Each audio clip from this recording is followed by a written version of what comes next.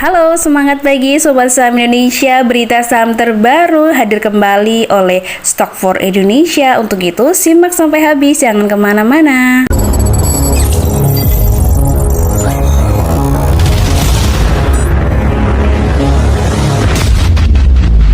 Kita mulai berita dari Wall Street ya, yang tumbang nih. Proyeksi inflasi Amerika Serikat tetap tinggi pada 2023 tahun depan membuat ambruk sahamnya. Ambruknya seberapa sih? Nah, ini dia. Dow Jones turun 1,24%, S&P turun 2,28%, dan yang parah adalah Nasdaq turun 3,01%. Selanjutnya nih, nah untuk IHSG gimana nih? Pasar RI juara ASEAN. Jadi walaupun beberapa hari berturut-turut turun terus ya, tapi ternyata masih yang terbaik nih kinerjanya di ASEAN. Ini dia datanya, hingga 11 Oktober 2022 IHSG berada di posisi 6.994 poin atau bertumbuh 6% sampai 7% ya secara tahunan. Nah, bahkan IHSG ini sempat menyentuh rekor tertinggi sepanjang sejarah, yakni pada tanggal 13 September 2022 kemarin menyentuh level 7.318. Sementara kapitalisasi pasar sebesar 9.200 triliun atau tumbuh 11,38% tahunan ya. Tumbuhan jumlah emiten juga mempengaruhi nih. Ada 48 emiten baru di Bursa Efek ya sejak tahun ini. Walaupun nih masih turun ya, seperti pekan lalu yang IHSG turun berturut-turut. Bahkan Jumat kemarin ada dicatatkan net sale yang cukup besar.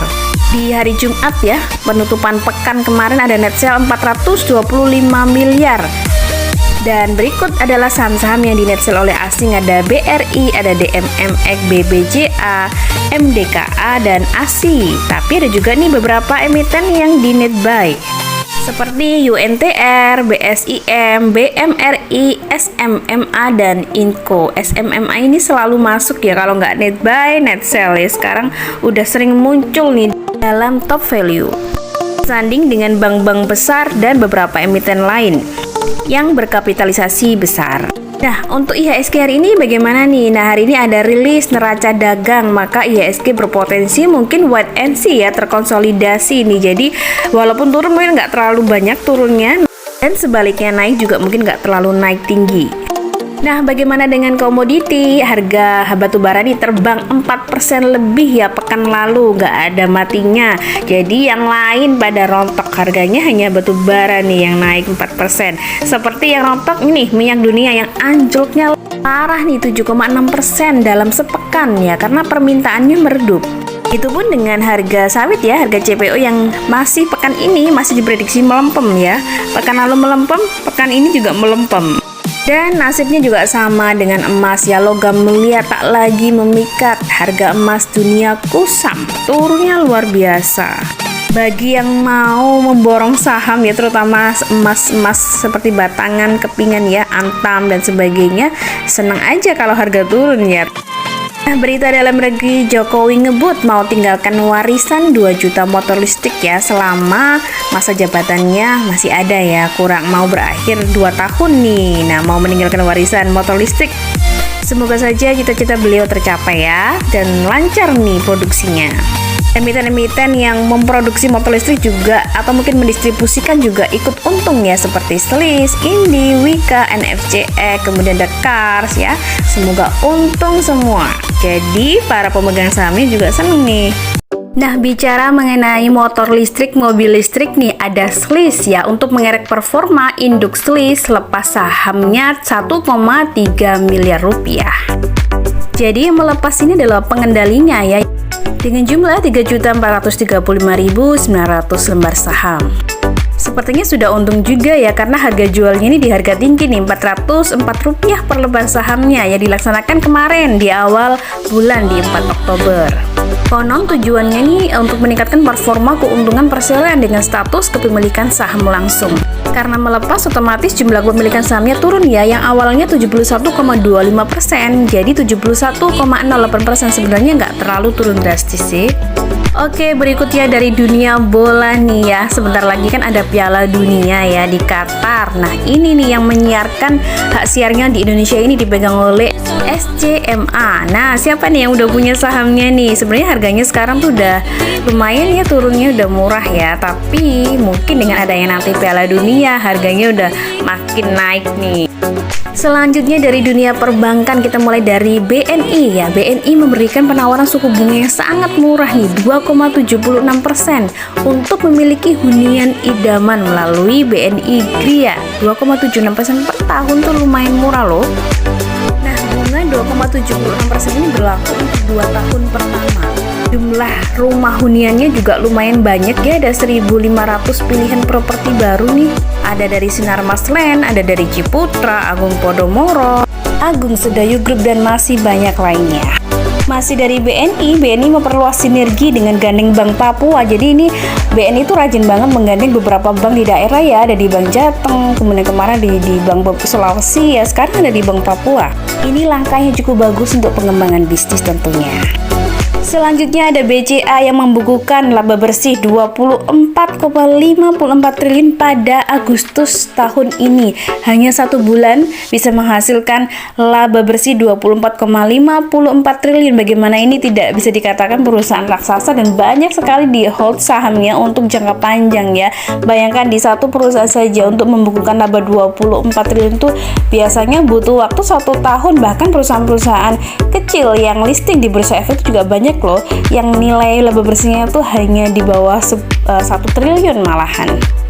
Dan catatan laba bersih di Agustus ini sudah naik ya, daripada tahun lalu. Ini naiknya lumayan nih, 23% secara tahunan. Jadi kenaikan ini karena adanya peningkatan pendapatan bunga dan menyusutnya beban bunga perusahaan.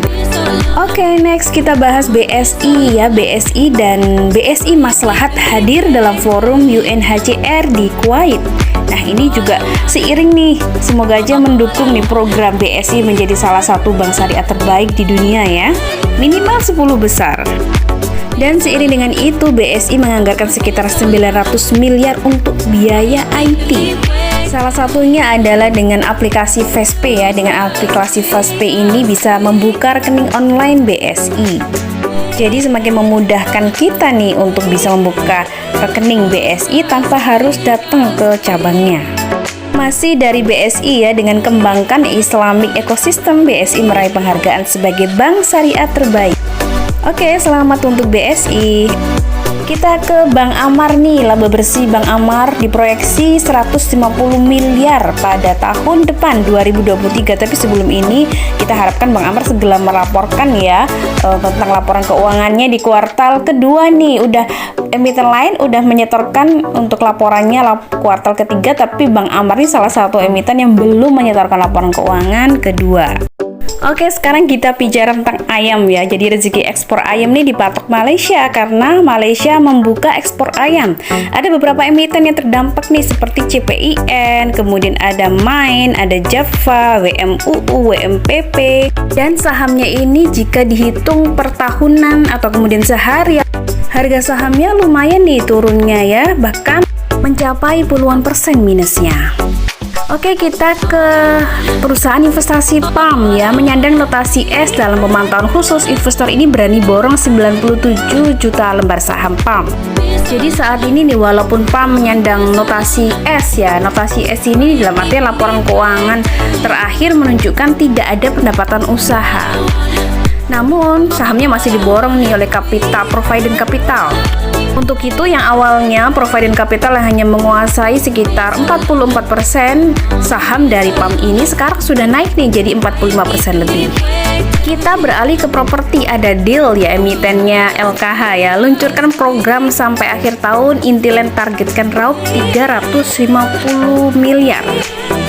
Jadi saat ini Deal menggelar program Intiland Fire yang berlangsung mulai dari tanggal 13 Oktober lalu hingga 31 Desember 2022. Masih lama ya sampai akhir tahun ini.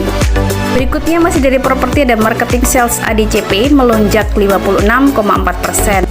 Tampaknya untuk properti ini kabarnya bagus semua ya. Nah, ini ada juga dari LPKR, entitas anak dari LPKR yaitu Siloam yang pada tanggal 12 Oktober lalu menandatangani transaksi jual beli perusahaan PT Saputra Karya.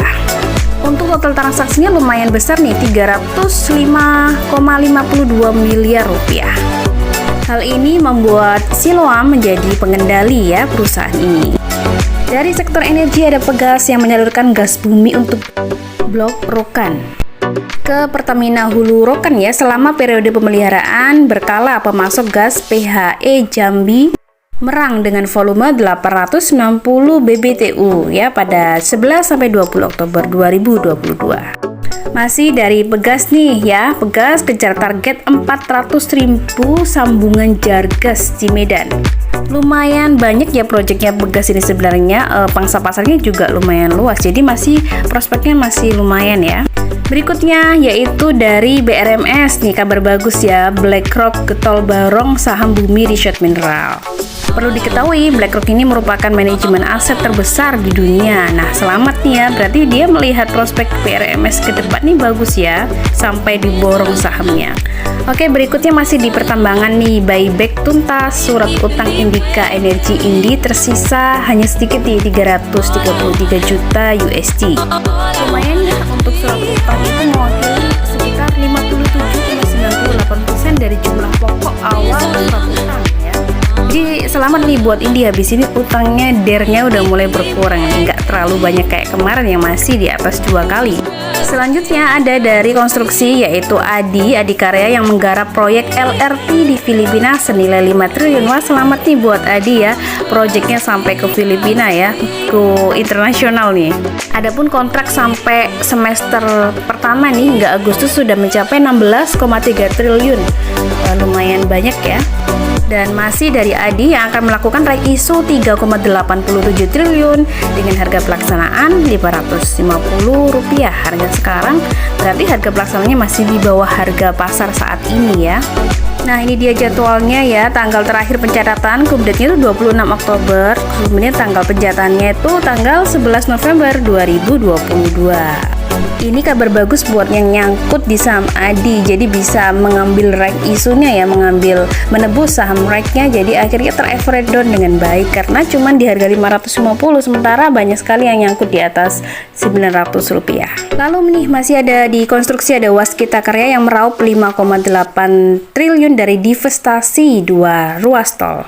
Ada juga dari PTPP yang meraih kontrak baru senilai 16,57 triliun hingga September 2022. Jadi 10 bulan, dalam waktu 10 bulan meraih 16,57 triliun. Oke, kita tinggalkan konstruksi, beralih ke sektor teknologi. Ada Bukalapak yang masuk daftar 50 besar perusahaan pengubah dunia. Ini versinya Fortune ya, media Amerika Serikat.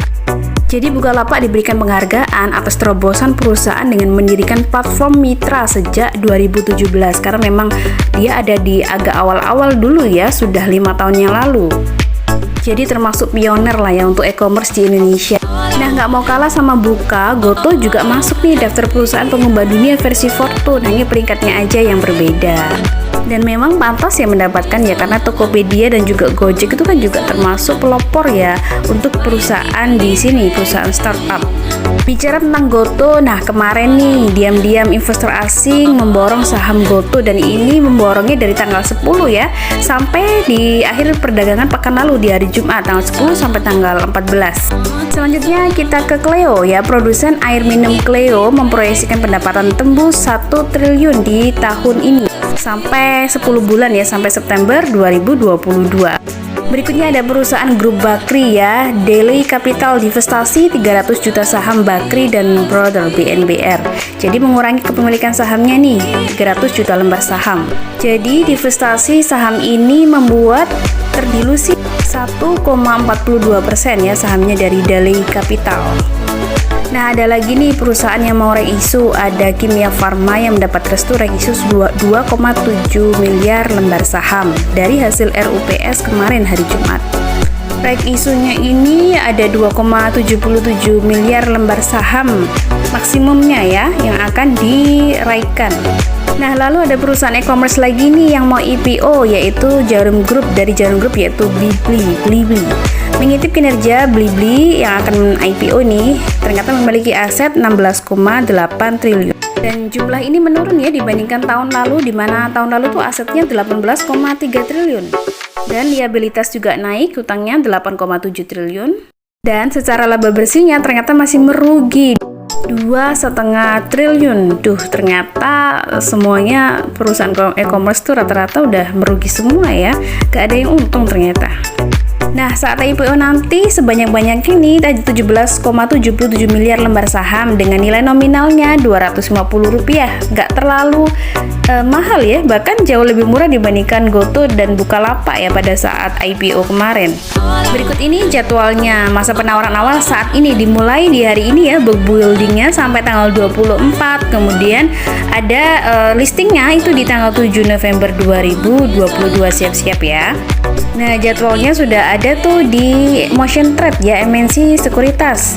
Di bagian IPO seperti ini ya, jadwalnya sudah ada di sektor apa, kemudian tanggal berapa, dan di harga berapa. Nah, ada juga ini dari yang mau IPO lagi, yaitu dari teknologi nih, Tekno 9 Indonesia. Jadi banyak nih ya, perusahaan di sektor teknologi yang mau IPO. Nah, ini jadwalnya belum ada, tapi sudah ada proyeksinya ya, sekitar 30-40 miliar nih yang akan diraih karena mengeluarkan 432 juta lembar saham. Dan dana penggunaan IPO-nya sekitar separuhnya ya, separuh lebih 52,66% itu akan digunakan untuk modal kerja.